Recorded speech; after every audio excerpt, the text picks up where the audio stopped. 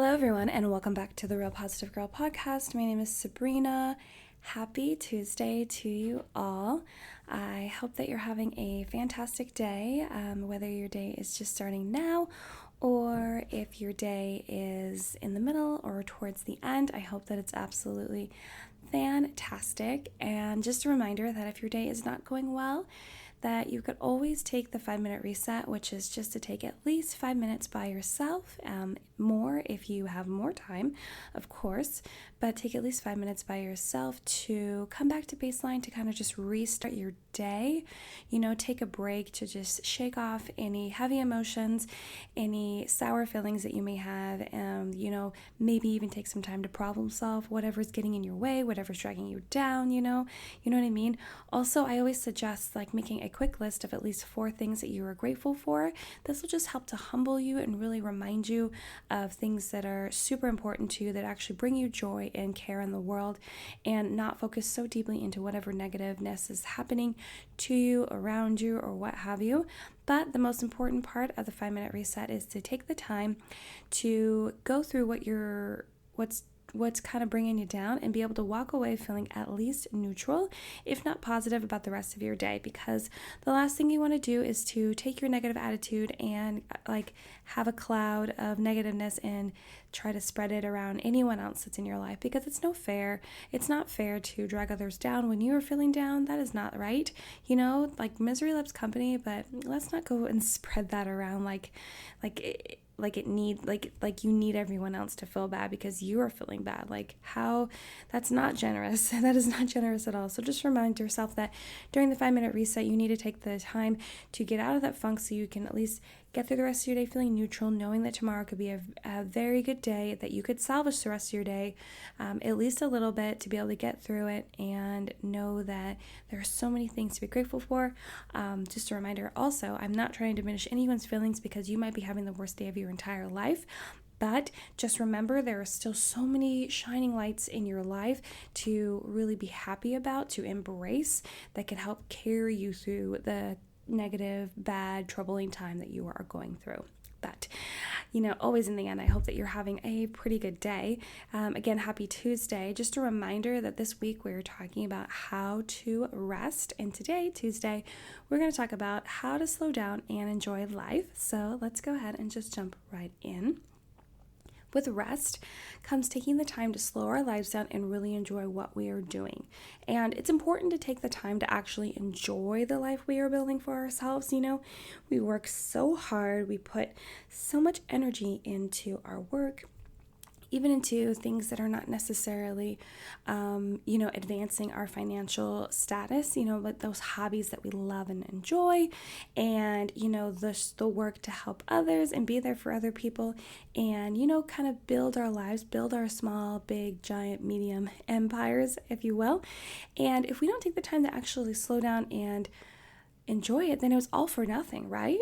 Why would we want to work so hard if we're not going to enjoy it a little bit? And I know some people's perspective is that they are building it for, their children, their grandchildren, someone else to enjoy, but that's not fair either. Yes, you are such a great person, so giving and caring, that you are out there, trying to create a life for the generation that's coming up after you, but you also deserve to enjoy it as well. So just remember that if those are the kind of thoughts that push you away from actually, experiencing joy in your life. But I want to give you some quick tips on how to slow down, enjoy life, and really see the benefits of doing so.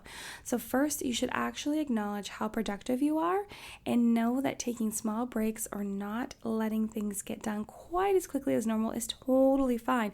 It's totally fine. And I understand that if you are so used to being on a routine, a schedule, and you want to get things done the same way all the time, and you feel like you have to be productive around the clock, but just know that just because you may not be productive a few hours, a couple days, one day, it doesn't matter, because you'll be able to look back at your history and know that you are very productive, and that taking one day off or a couple hours off or whatever, a couple of days off, whatever it may be, is not gonna set you back per se. It's not going to slow you down or make you inferior to others that are doing the same types of things. No, it's gonna actually give you a leg up in the end. important. A lot of times we think that by slowing down, we will not be as productive when we should be reminding ourselves of how much we have already done. Something that might be helpful is to create a list of things you've accomplished or been productive to look back on and remind yourself of how hard you have worked and how much you could benefit from a slowdown or a break. And so the way that I like to do that is in my planner. I haven't been using it the last couple weeks, just to be completely honest with you. My life has been a little chaotic, but traditionally in my planner, I like to write down everything that I'm doing. So whether it's things within work, well, at least for my new job, I like to put in tasks for work and then tasks outside of work, like if I'm recording a podcast or if I need to write notes or, posts for Instagram, videos for YouTube, or just other extra work on the side and working out and my mood and everything that I need to accomplish. And I like to write down my planner because I do like to, after a couple weeks, reflect back and see what I've been able to accomplish, how long it took me to accomplish certain things, kind of gives me an idea of being able to know how long it'll take me to do certain things in the future that are similar to those things. And it's very nice and comforting and fulfilling to be able to look back and see all the things that I have been productive in, that I have accomplished, and know that I'm actually getting stuff done. It makes me feel like less lazy because it's like a record of things that I'm doing, so that if I'm taking a little break, like going on vacation or something, which I recently did, and I did kind of take a break from everything except for the podcast. I just pre-recorded all of that, which is what I traditionally do anyway, and I knew it was very important to me to not miss uploading episodes because I just love it so much. But in other things, I did kind of take a step back because it was very important to me to know that I do work hard and everyone deserves a break. Everyone absolutely deserves to have a break, to slow down a little bit. So just find a way to remind yourself that you do work hard. You do get things done. You are very accomplished, and it's okay to take a break. And next, it will be really helpful to pencil in your slowdown time so that it actually happens. We all have good intentions to do what is best for ourselves, but a lot of the times it does not happen because other things get in the way, like we let them get in the way. So schedule it to ensure that it happens. And I feel like all the time we intend with like even the best intentions in our hearts and in our minds, we're like, okay, we're going to take that spa day, or we're going to, sit on the couch and get caught up on your favorite TV show one evening, or you are going to, what else could you do? Oh, if you want to go out to dinner with friends, attend a party, do all these things that could possibly get in the way of other goals and things that you need to do, or being able to work more at work to kind of boost yourself to be able to get ahead per se, or to kind of show them that you are a hard worker. I get it, but even the hardest working people, they do take breaks. And I know that sometimes in the beginning of going out to accomplish something, you feel like you have to do tons of work at the beginning. And I do feel that that's true. But even after that initial point of working so hard to kind of get yourself a jump start, to get yourself going on a roll in a routine, you do need to take a break. And it is so beneficial. That's even within a diet. I was just listening to a gentleman that I just love to listen to. His name is Jordan Syatt. That's his name.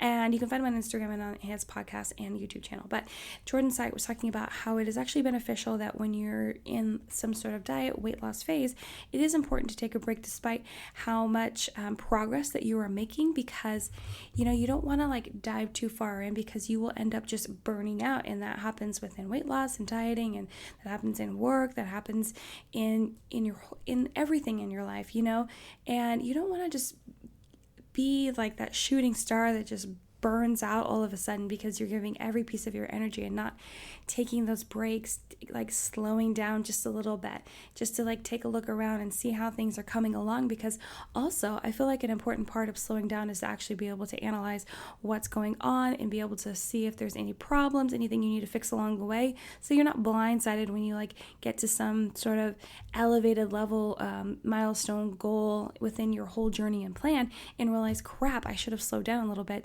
to take more care of this thing, and now you have more trouble to deal with. So that's just something to consider. But it's so important to schedule your time that you're going to try to enjoy life if you don't naturally have that way of doing it, or to just kind of slow down a little bit. Just schedule it in, put it in your calendar, put it in your phone, put it in your planner, wherever it needs to be, but pop it in if you are not very good about just like naturally adding that into your life on the regular.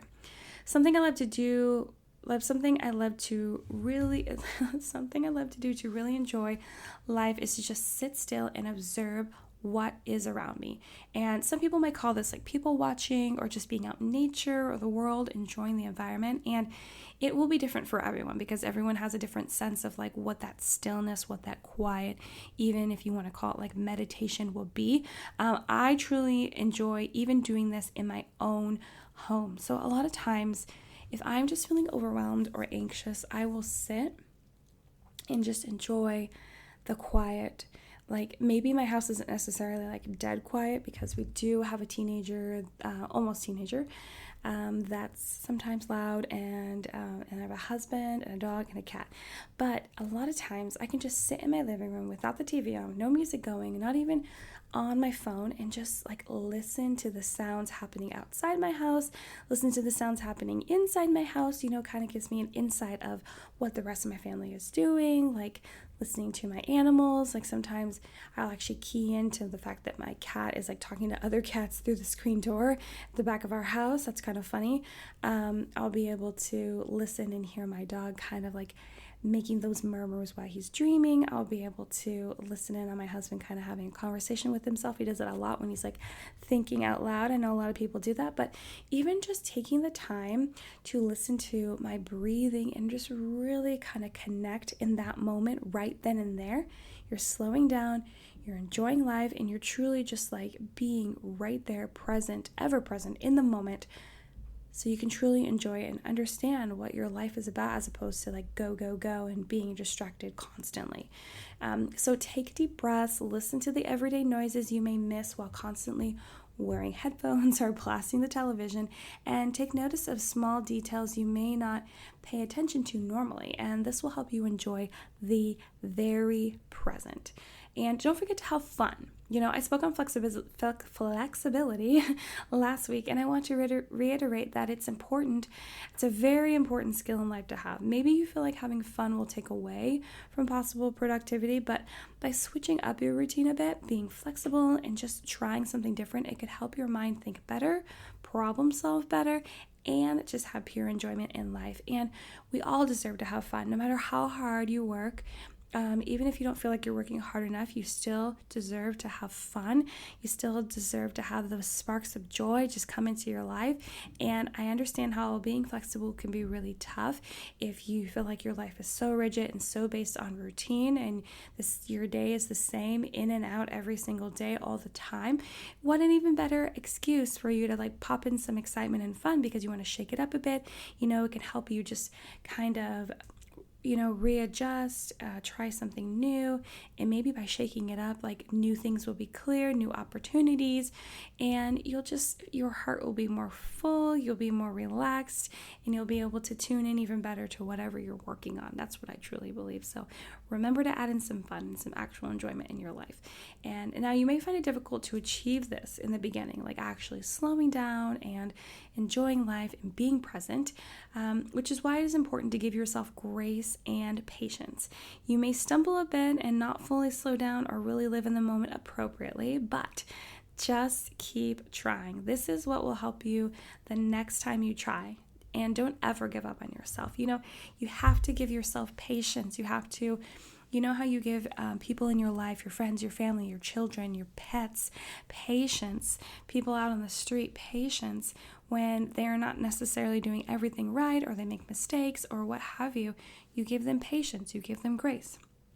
There is no reason why you can't extend those same things to yourself when you mess up, when you forget to schedule in your slow down time, when you forget to take breaks, when you know that you actually truly deep down need a break, and you just tell yourself, I'll get it next time.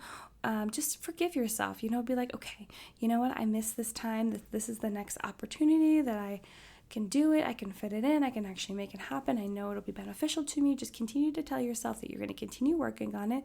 You're going to give yourself patience. You're going to continue to work through it. You're not going to give up on yourself, and you're going to know that, and finally come to the point where you know this is a priority for you and you will get it done.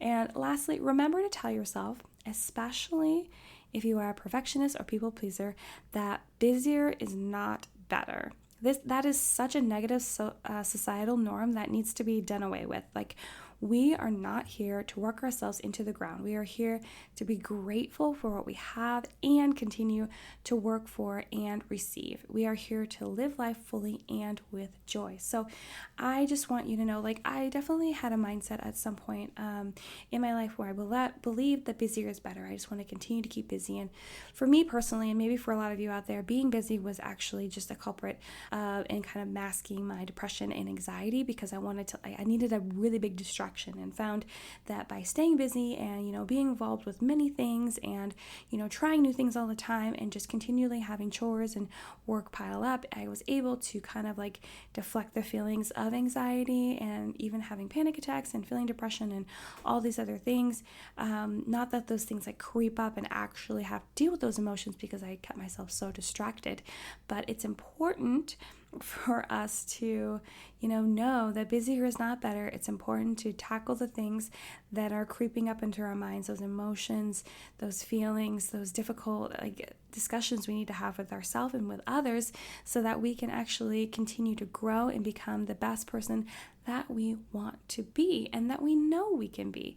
We just have to take the time to actually get everything in order and not be afraid of any pain that might surface when we're trying to push through and be stronger. So just remember, the busier is not better. And that is where I'm going to end this episode. Thank you so much for listening to the Real Positive Girl podcast. My name is Sabrina. I hope that you really enjoyed this episode. And by chance, if you know someone else that would really enjoy this, I encourage you to share this episode with them or any other episodes that you enjoyed. And I hope that you come back and listen to the rest of the week's episodes. And please check out any episodes from weeks prior. It's a different topic every single week. Try to keep it mixed up. Try to dive deep into topics that people don't normally talk about, or if they do talk about them, kind of take a different spin on it and understand it from a different angle. Also, check the description box for notes for this show, as well as where to find me on Instagram, my website address for podcasts, YouTube videos, way to message me, and also my email address for any questions, comments, concerns, or prayer requests. But thank you again so much for joining me for this episode, and until next time, I hope you have a good one, and I'll see you next time. Bye, guys.